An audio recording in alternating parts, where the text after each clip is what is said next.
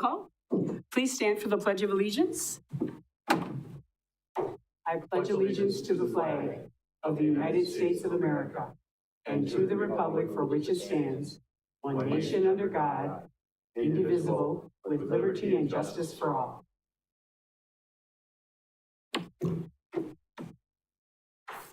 Item C, identify possible conflicts of interest. Seeing none, move on to item D, public comment period correspondence. At this time, I'll recognize persons in attendance wishing to address the council. Upon recognition by me, persons may address the council first stating their name and address. Comments will be limited to no more than 5 minutes, and persons are asked to be respectful when addressing the council. No action will be taken regarding items not on the agenda. However, the council will take comments from the public under advisement. Please note that council members will not respond to your comments or questions. Bill Panker.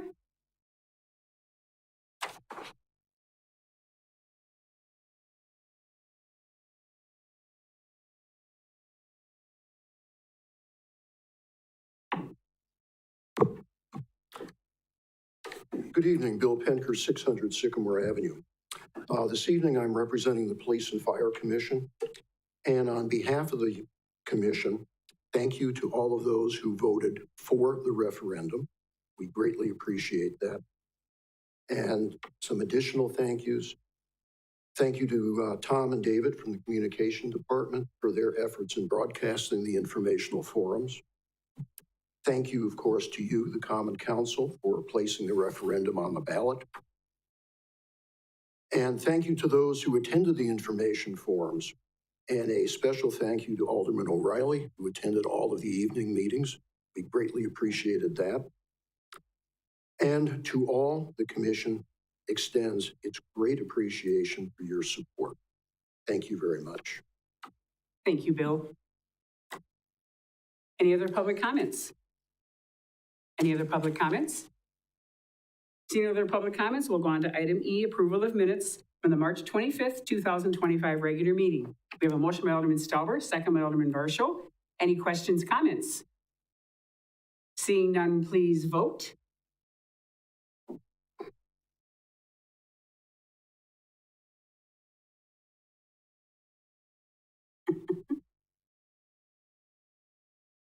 Mr. Rigel? Aye. That motion passes. Thank you. Staff updates. Chief Mueller.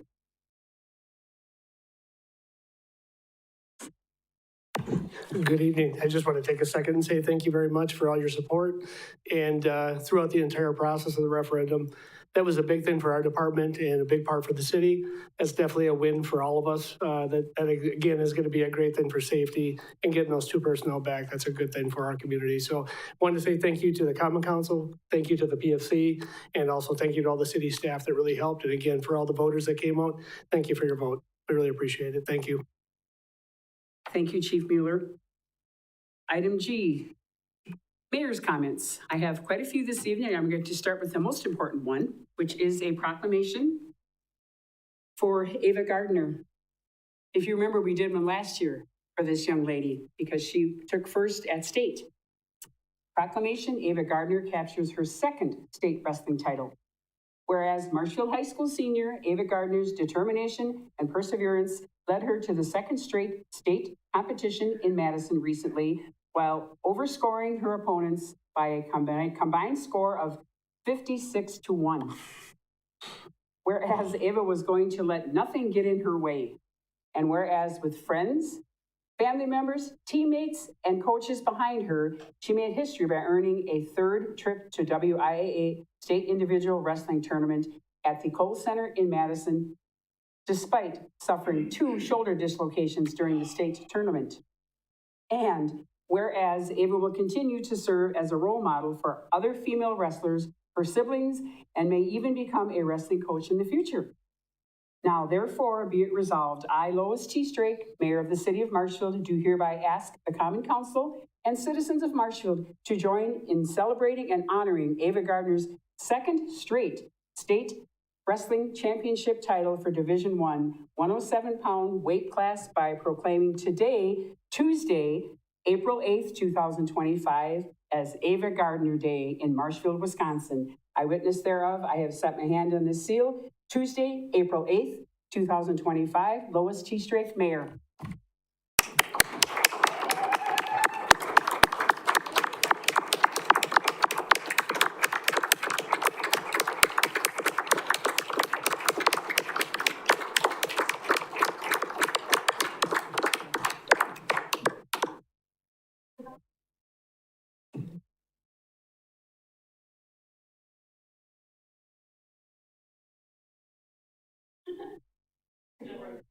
I think we should have Mom and Dad come up too. All right, everybody? Get a Sure, I got this. because without them, she wouldn't be here. Go back up there. Oh, I do?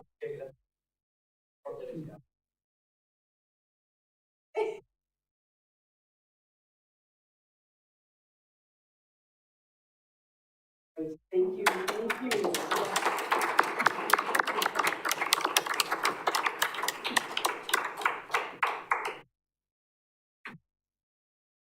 Okay.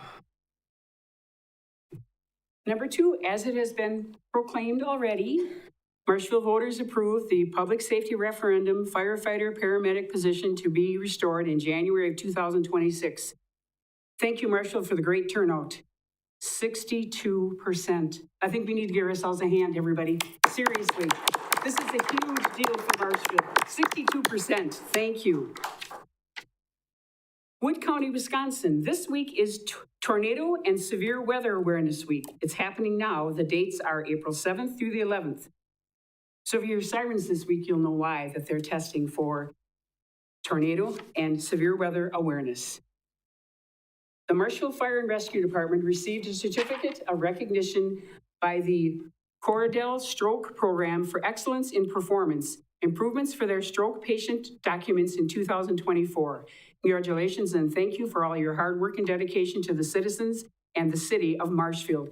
Once again, thank you, Fire and Rescue Department.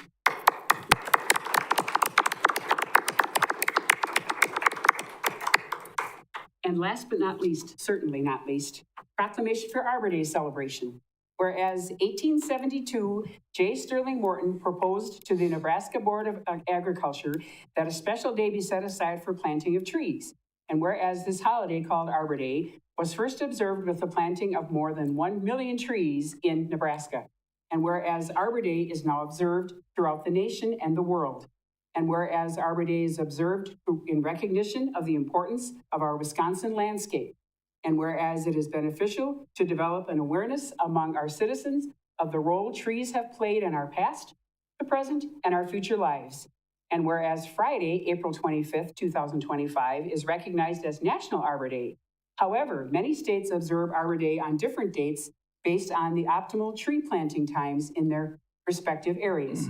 Although this year Arbor Day in Wisconsin is the same day, and whereas Thursday, April 17th, 2025 at noon is the day the city celebrates Arbor Day by planting 140 trees in the northeast corner of Brain Park with students from Grant Elementary. Now therefore, I, Lois T. Strake, Mayor of the City of Marshfield, do hereby proclaim Thursday, April 17th, 2025 in celebration of Arbor Day in Marshfield, Wisconsin. Furthermore, in the City of Marshfield, I urge all our citizens to plant a tree for the benefit and beautification of our city and future generations. In witness thereof, I have set my hand and seal this April 17th, 2025, Lois T. Strake, Mayor. And I'm sorry, that's all I have. Item H, council comments. Alderman Tompkins. Thank you, Madam Mayor. So in October, when I went to the League conference, I stopped at a lot of booths. It was really fun. And one of the booths I stopped at was Walmart. And I just chatted with them and said, do you ever donate to your communities that you're in? And they said, yeah, we have this community grant program. So Jordan helped me set up an account for our city. And I applied for a grant. It was called We All Gotta Go. And it was for a porta potty, from funding for a porta potty in the Forest Ridge Park, because that is one of the things that my constituents are always asking for, is a porta potty in that park. So anyhow, the good news is that we received $800 to help with that porta potty. So that's just good news. Thank you. Very good news. Alderman Stalbert. Not sure if I should keep it long or short, but I just have a few comments. My third final meeting serving on the council, third time, maybe a state record, but I just wanted to recognize a few people, starting with City Attorney Wolfgram. Thank you for the legal counsel over the years. Administrator Barg, thank you. And I think of note, it's not a performance evaluation, but I think, Steve, the thing that stands out with me is your high ethical standard. You really set the bar for people in your field, and I hope that you continue to mentor others, as I know you do. Mayor Lois, thank you for your enthusiasm and humility. Best cheerleader we have.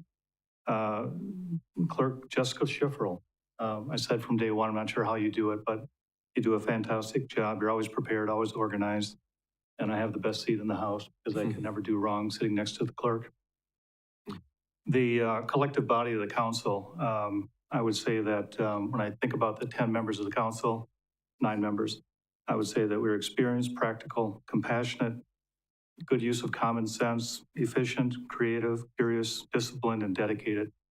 If I just went around the room, you can pick what word you think fits you, but I thought of each of you when I came up with those descriptives. I would say that we're a diverse council, and we could be a little bit more diverse, but it's a good council. I've worked with many councils over the years, so I think you're doing a great job. Residents of the 6th District, thank you very much for the support. Got 8 votes on a write-in last time, and they're never complaining, so that's always appreciated. To the city staff, starting with police and fire, true leaders in our organization and the city, you have a difficult job, and one comes to appreciate that when you're on the receiving end, whether it be immediate family or others. Thank you for doing what you do. Over the years, I've had a much greater appreciation for staff in general. You know, you can come on here thinking you know the answers, and I was like that at one point, and I think that I really appreciate what staff does. You're the subject matter experts, you're professional, and really you're the face of Marshfield. So that's appreciated. Thank you very much for your hard work. The future, there will always be challenges for the city of Marshfield, and I think that a couple of things to look forward to would be the strategic plan. I hope everyone's able to engage in the 3-day session that is being planned for that. The Housing Committee, we've done good work. We've got more work to do, so I hope that carries on. And the final comment I would say, you know, I'm the kind of guy that never really wanted a mentor, but I think that what I see is, I'll use Steve Barg as an example. You know, you're constantly mentoring others in the field. You have a nice network, and it doesn't hurt to find your replacement, mentor the up-and-comers, and you've got good bench strength, as they would say in baseball. So, finally, I guess with the council, you know, I was talking to Tom Laux about viewership of these meetings, and it's pretty good, actually. I'm probably going to be checking out, but maybe I'll watch once in a while. But I think that's not a bad thing. I think it just shows a sign of confidence in the residents that they have trust in you and what you do. So, thank you very much. Thank you, Russ. Let's give him a round of applause, everybody. Thank you, Russ.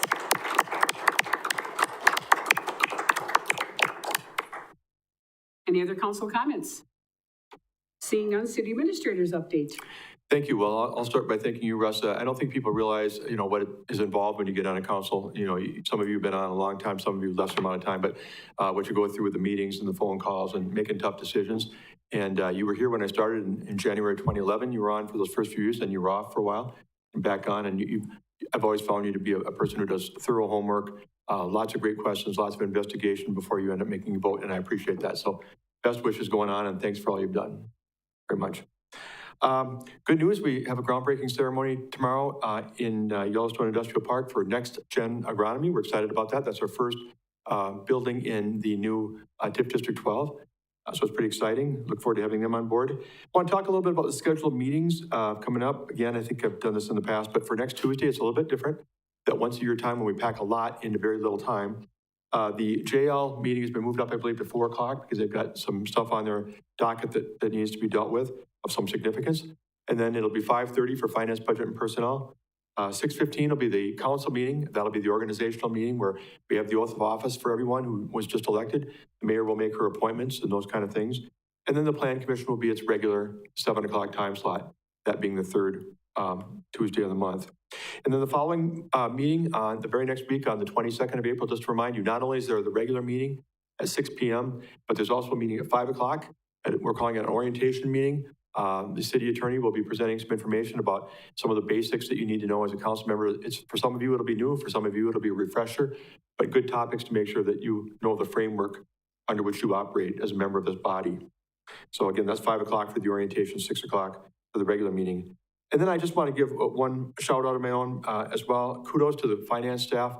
They've just gone through the annual audit with CLA, Clifton Larson Allen, and I was part of an exit conference with the people who were here.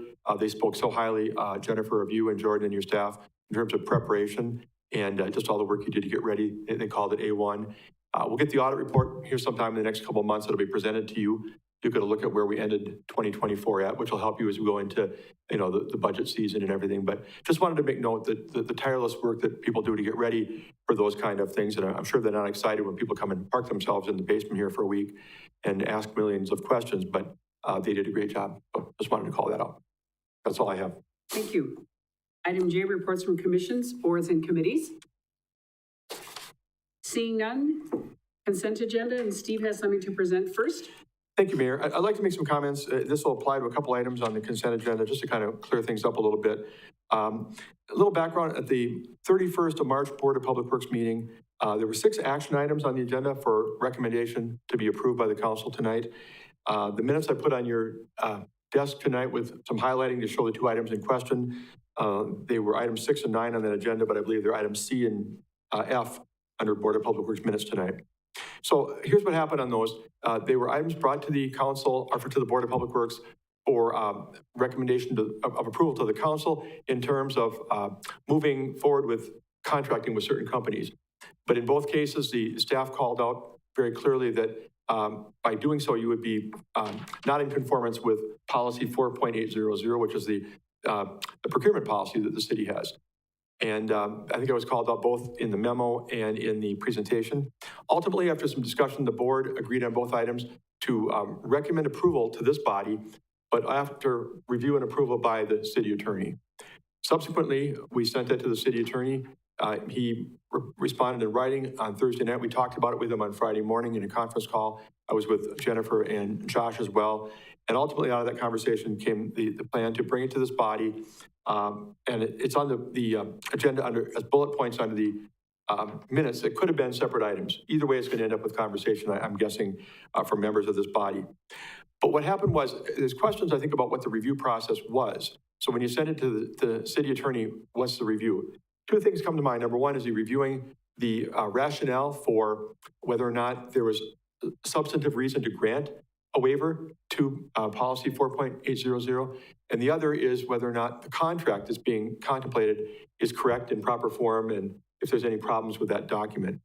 And so what the city attorney reviewed, and he got this back to us both in written and telling us as well in that conversation, that his purpose is not to review the rationale as to why the waiver was granted.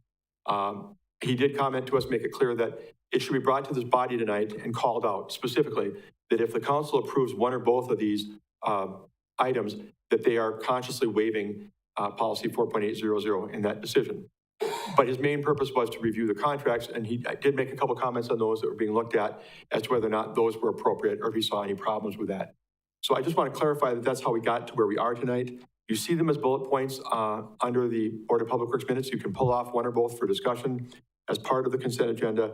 I would take any questions you have, but otherwise, that's the reason we are in the position we're here. If there's any concern, especially from Board of Public Works our Board of Public Works members, about how we arrived at this particular point. We have a motion by Alderman Fire, second by Alderman Varsho. Alderman Stauber.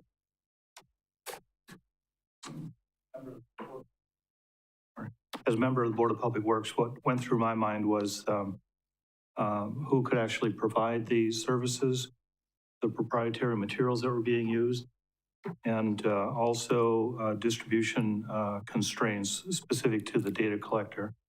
As I recall, the GPS manufacturer has select distribution on geographic basis, and that kind of to me, it kind of told us what our future would be.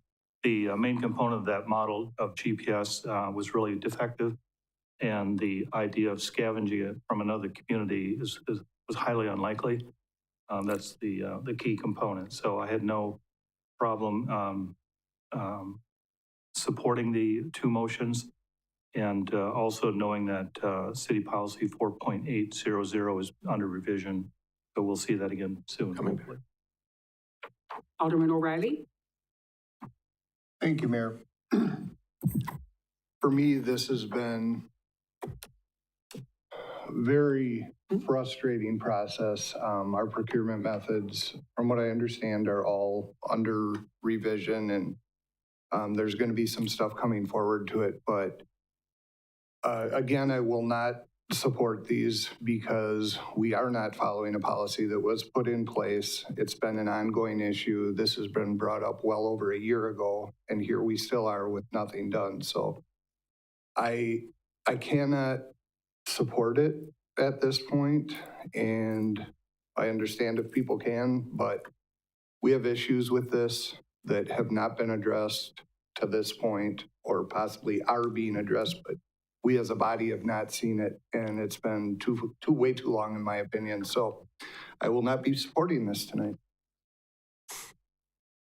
Any other comments from the council? Alderman Weigel? Do we need to pull those two items? Because it sounds like both of the last comments were directed at the two items that Mr. Bark had addressed. I'm sorry, you want clarification on that? No, I was just saying, do we need to pull those? Because right now the votes for the consent agenda. I don't believe there's been, was there a motion? There was a motion made. There was a motion and Okay, a second. okay, yeah, I mean, it would be incumbent upon some member of this body to say, I would like item 10C or 10F or whatever you want pulled to be removed and voted on separately, if that's your purview. Otherwise, it'd be to approve the motion, I think right now, unless I misunderstood it, is to approve the entire consent calendar. Bless you. Okay, I'll move to pull 10C and 10F.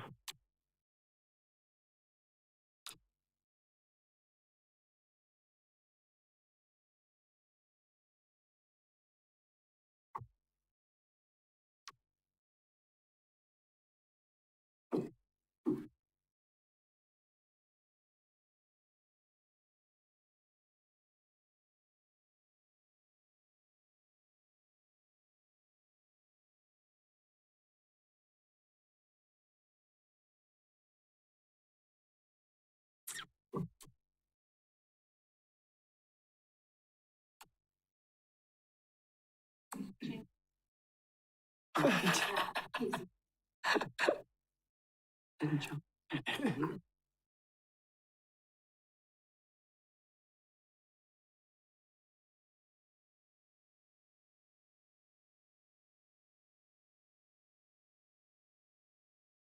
Has there been a motion to remove? Is there a second?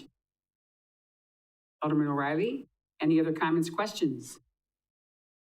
Seeing none, we will vote on the removal of item 10.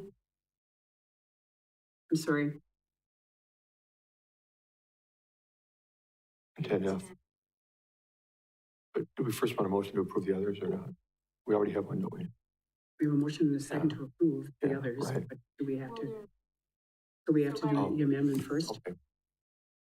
Okay, so we are going to vote on the amendment to the motion, which is to remove items from the Board of Public Works.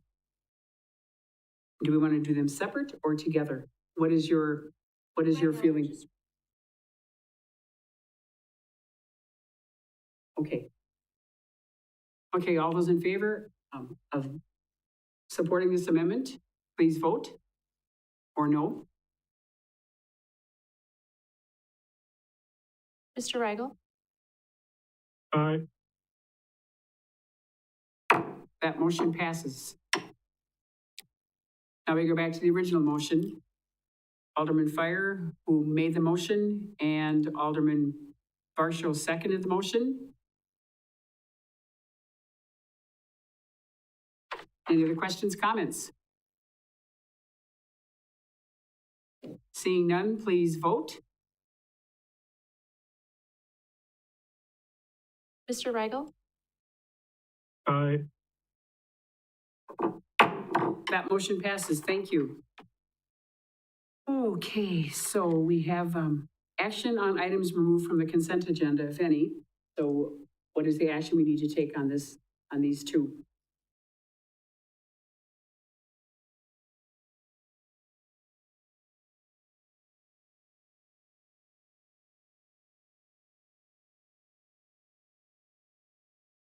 Alderman Tompkins? I would move to approve waiving the policy 4.80 for item 10C. Are we going to split them up? It's up to you. 10C would be the rejuvenate. It would be the proposal from corrective asphalt materials for reclaimate. Yeah, it would be up to you whether you want to do the two together, if you just want to make the one, that's your call. I would put them both together since it's the same waiver.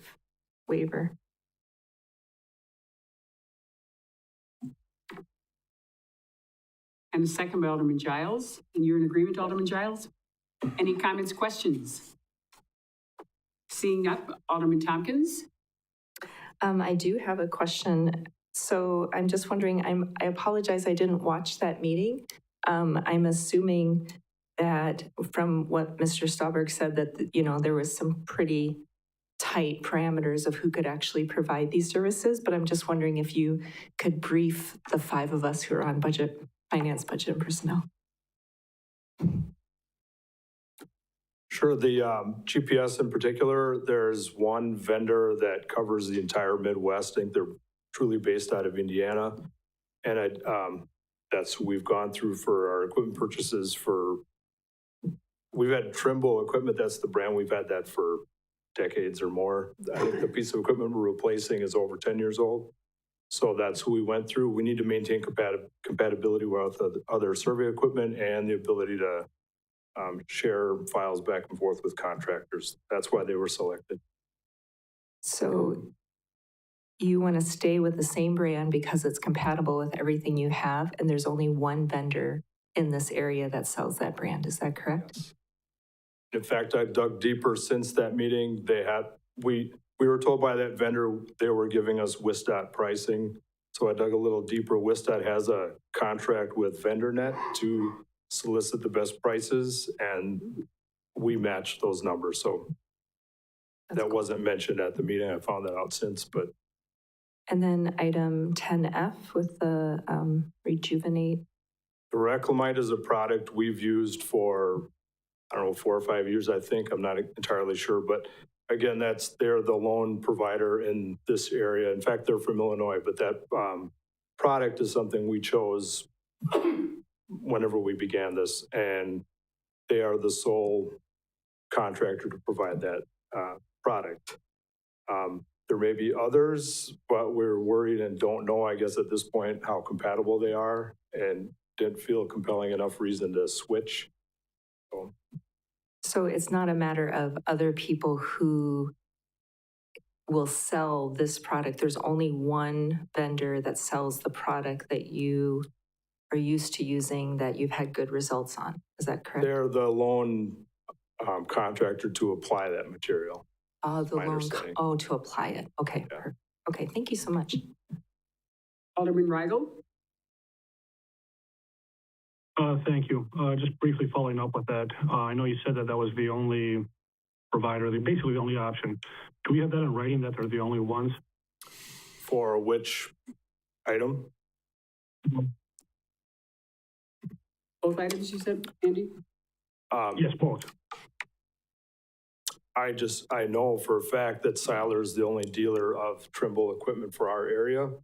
I don't know who I would get that in writing from, but I guess this is my experience with them. The Reclamite, same thing. That's a product we've selected, and they're the only regional contractor to apply it. So, and they're from Illinois, so I don't know how extensively that was shopped around 5 years ago or whatever, but so I don't know how to answer that, I guess. Okay. But I think you did answer it. And then kind of answer my next question there. This is what, like every 5 years roughly? It's every year, every pavement's on kind of a rotation. All our asphalt pavements receive this treatment 1 year after paving, and then I think it's every 5 to 7 years after that we'll reapply. It extends the life of the asphalt pavement, hoping to prevent higher costs of replacement down the road. Okay, I'm not sure who I need to direct this question to, but where are we as far as revisiting or reviewing or updating the policy 4.800? I know it's being worked on. I don't know exactly where that is, where that stands.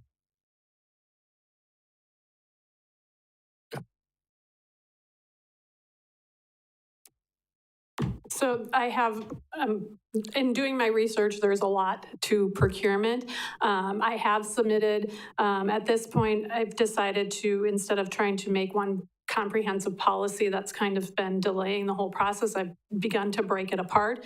The first part that I have under review right now would be emergency procurement, and then procurement under donations. Procurement for Public Works is pretty standard. It's 6215.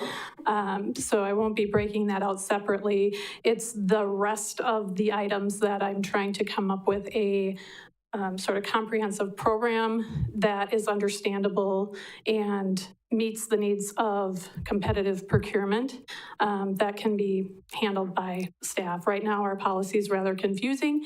It goes farther than statutes, and so I'm trying to peel apart the pieces that are necessary for competitive procurement while not limiting us so narrowly on the ways we can procure certain types of goods. So I've decided to break that out. 2 pieces should be coming as soon as they're through attorney review and comments from city administrators. So you should be seeing those either at the next Finance, Budget, and Personnel Committee meeting or the one after that, depending on how long it takes to get through that review. Okay, thank you. And then just for clarification, the portion of this policy, the fact that we only got 1 quote or 1 bid, is that correct?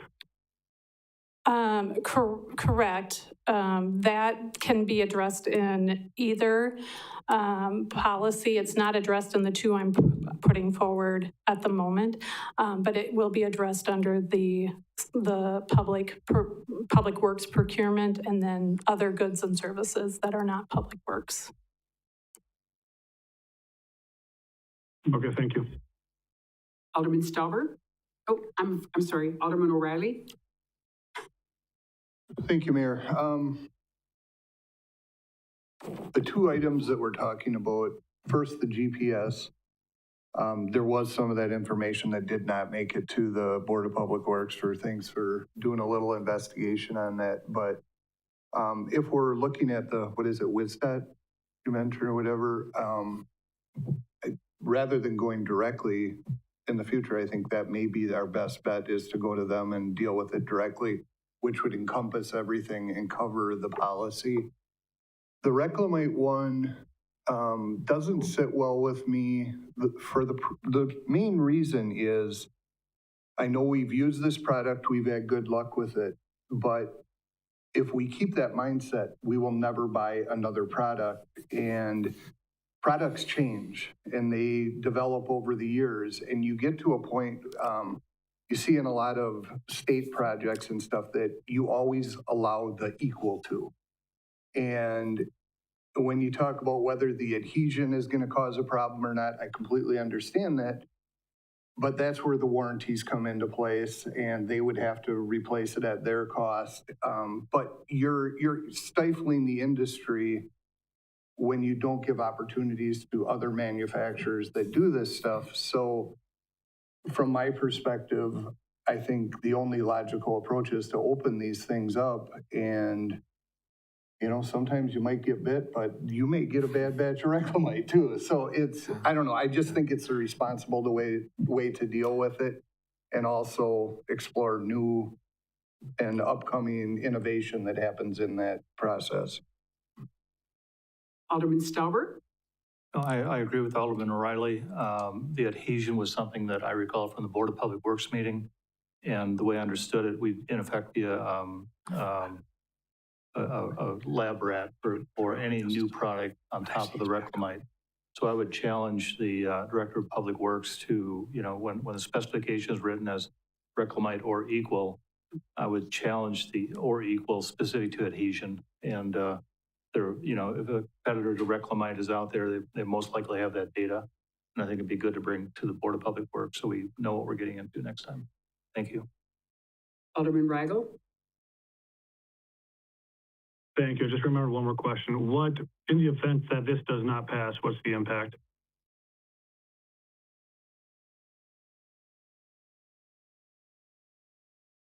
The impact as far as the Reclamite goes, it's a matter of getting it scheduled for our community.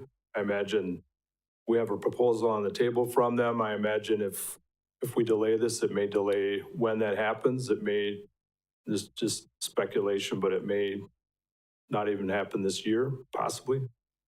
As far as I know, they're the only applier of this material. I'm not sure what their schedule looks like, but that'd be one consequence. The GPS equipment, we right now have a piece of that system is broken and does not function, and it is not repairable. That's why we kind of went down the route we did. This entire system was kind of already slotted to be replaced. It'd be tough to replace just that one item at this time. So what happens if we don't have the GPS system? It delays most of our survey work, our construction work. We do a lot of collecting for our GIS system. It could just delay a lot of things by months. We're just starting our construction season, so we definitely feel it.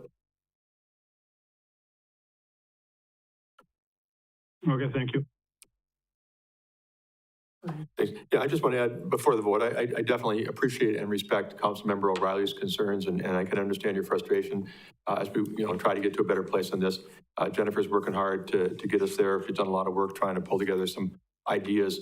But I do want you to know that as we go through it, and I'm glad that we're going to bring this forward piecemeal in little pieces for you so that we get this stuff taken care of as best we can. But in the interim, I know you've been hit, and certainly the Board of Public Works has felt this with several of these lately. And there was a one for wastewater, I believe, last month, and now there are three at this last meeting, and included the lawn care one that we're not talking about right now. Staff is going to make every effort to try and minimize. I don't think you'll see one in the near term unless we absolutely need it for a pressing reason that we would bring to you, because we don't like it. We don't like this feeling any more than you do, quite frankly. We don't like the idea of asking for waivers. So I would suspect that even though you've seen 4 in the last however many weeks, that you probably won't see a whole lot going forward until we get this resolved. But I do thank you for your patience on it, because it's been a road. I understand. So we have a motion by Alderman Tompkins, second by Alderman Giles. And Jessica, would you please read that motion? The motion is to approve waiving policy 4.810 for approval of Board of Public Works items 10C and 10F. Thank you. Seeing no other comments, please vote.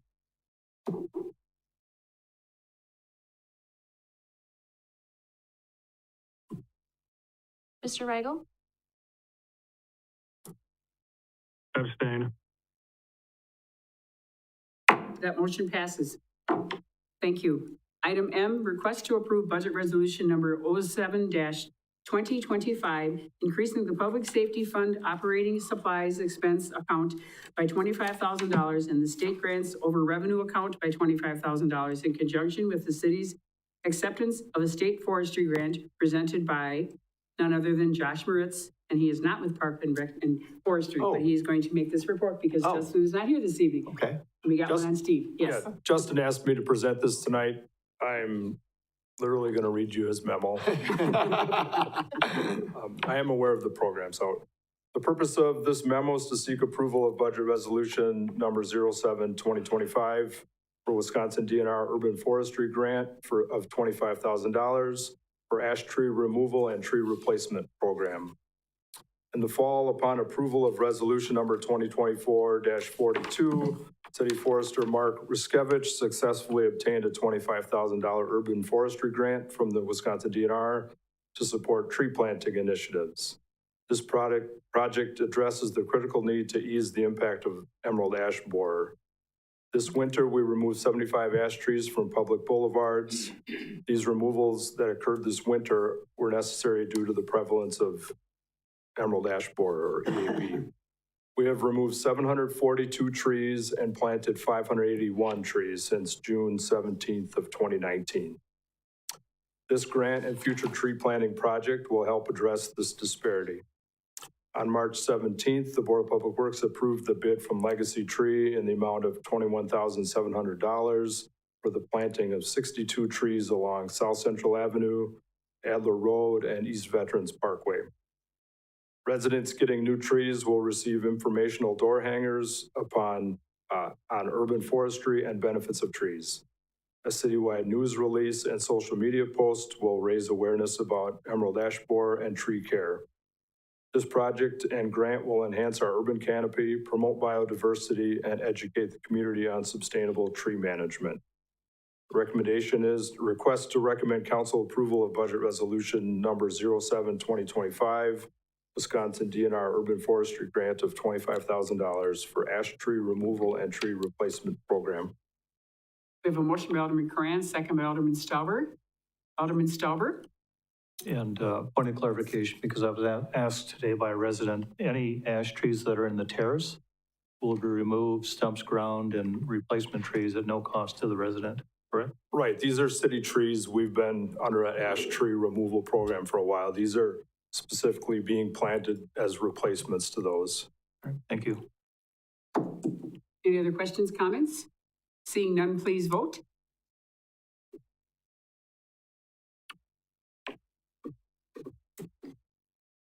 Mr. Rigel? Aye. That motion passes. Thank you. Item N, request to approve proposal for emergency sanitary sewer lateral repairs at the 2nd Street Community Center. Authorize staff to execute this proposal and approve budget resolution number 12-2025, transferring funds from general fund contingency to cover this unbudgeted expense, presented by Josh Moritz, Acting Director of Public Works. Thank you.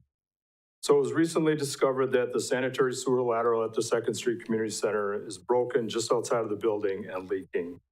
This leak has been getting worse due to the spring thaw, and there's potential for it to become a health and safety risk for the building's occupants and a liability to the city. Approval is being requested to perform an emergency repair of this sewer lateral as soon as possible. The fastest, most cost-effective, and least invasive method of repair is to line the lateral. A proposal was received for this work for the amount of $13,542. The city's procurement policy is not clear with respect to acquiring goods or services in the event of an emergency. Therefore, it's being brought to the council for your consideration tonight. Recommendation is for council approval of the proposal from Steve's Plumbing and Heating for aligning of the sewer lateral and authorization of staff to execute this proposal. Staff further recommends approval of the attached budget resolution number 12-2025, transferring the required funds from contingency to cover this unexpected expense. We have a motion by Alderman Tompkins, second by Alderman Giles. Any questions, comments? Alderman O'Reilly? Thank you, Mayor. Do we know when this was discovered and how it was discovered? It was discovered in the last couple months. I believe our facilities manager noticed this, and initially it wasn't. It has escalated the last month or two, so that's why this is being brought to you tonight. Okay, so if we had the last couple months, did we only get one price or have we reached out to multiple? We reached out to the one lining contractor that we're aware of in this area. I mean, just the general feel from those involved were they knew that was the only bid we were going to get. Thank you. Alderman Spiros? This question is for Steve. What will that leave in contingency after? Or maybe it's for Jenna. Yeah, I'm trying to picture how many budget resolutions we might have had so far this year, and I'm not thinking there have been many that involve transfers out of contingency. In fact, I'm not thinking of anything right now, but there probably has been one. So far, we did budget resolution 01, which was $47,000 for Oh, funding for the Mackey. Mackey, yeah, right. And then this one will be $13,542. I apologize, I forgot the Mackey transfer for that business development director position. I believe we had 105-ish Yeah, thousand in there. correct. And the funny thing about the Mackey one, I think we expected that to happen if they hired somebody, but it still was a transfer from contingency to make that possible.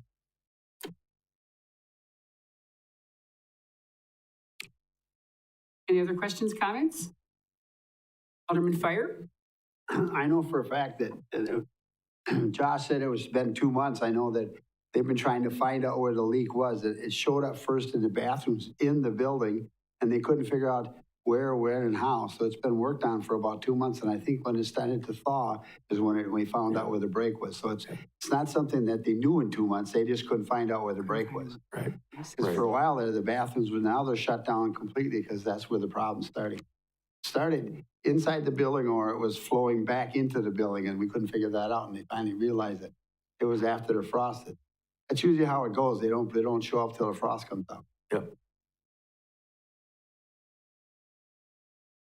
Any other questions, comments? Seeing none, please vote. Mr. Weigel? Aye. That motion passes. Thank you. Item O, update closure of TIF District Number 5, presented by Jennifer Solinsky, Finance Director. Good evening. I know this has been a long journey to get TIF 5 closed, but I did want to just kind of review how the closure actually went. So TID 5 was opened back in 1997. That is the area of Mill Creek Business Park. And since that time, the city has invested, or there's revenue in the fund of about $18.4 million and expenditures of the district of 17.7. So what we ended up with was $748,000 left over, where we over collected revenue from expenditures. As part of the closure, TIF district is required to be audited, and it gets audited twice during its life. It gets audited once at 30% of anticipated project costs. When we meet that level, it needs an audit, and then it needs one at the end. The external audit is sort of a two-step process. It's conducted by our internal auditor, which in this case is CLA. And then once that audit is final, I have to file a closure report with the DOR. And it was during this process that when I was going through and detailing out the revenues and expenditures, I did note from 2004, we had made what we had intended to be as an advance from an economic development fund to that TIF district. Because it was recorded incorrectly back in 2004, it was never repaid back to that taxing, or to the economic development fund. So that caused a little bit of delay in trying to gather up this information and kind of walk that transaction back. But we were able to recover that $120,000. So we'll see that transfer back now for that. Additionally, there is about $178,000 worth of outstanding debt. That money has also been transferred over to the debt service fund to make those payments as the debt becomes due over the next 3 years. And that's where we end up with the $748,000, which gets split up between all the taxing jurisdictions. So in a TIF district, the city retains all tax money rather than paying out the county, the school district, and the technical college as it does normal property taxes. So all of the taxing jurisdictions have been paid their share. The city of Marshfield's share was $303,507. So that money has been transferred over to the general fund as of the end of 2024.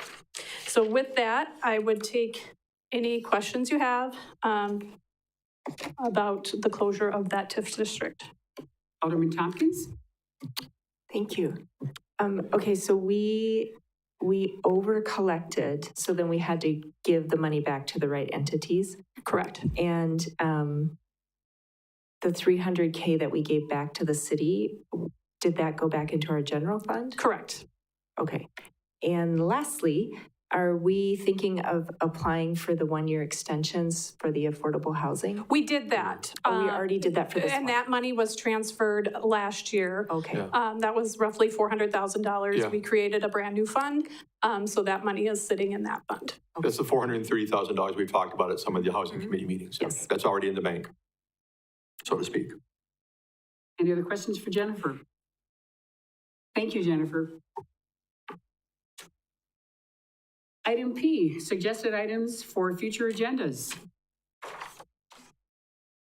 Seeing none, item Q, adjourn to closed session under Wisconsin Statute Chapter 19.851E, deliberating or negotiating the purchasing of public properties, investing of public funds, or conducting other specified public business whenever competitive or bargaining reasons require closed session. Lease for space in 2nd Street Community Center, purchase and development of land in Mill Creek Business Park, development agreement for a project in Mill Creek Business Park. We have a motion by Alderman Stauber, second by Alderman Tompkins to go into closed session. Please vote to go into closed session. Mr. Reigel? Aye. We are now in closed session and we will go right there as soon as the room is cleared. Thank you.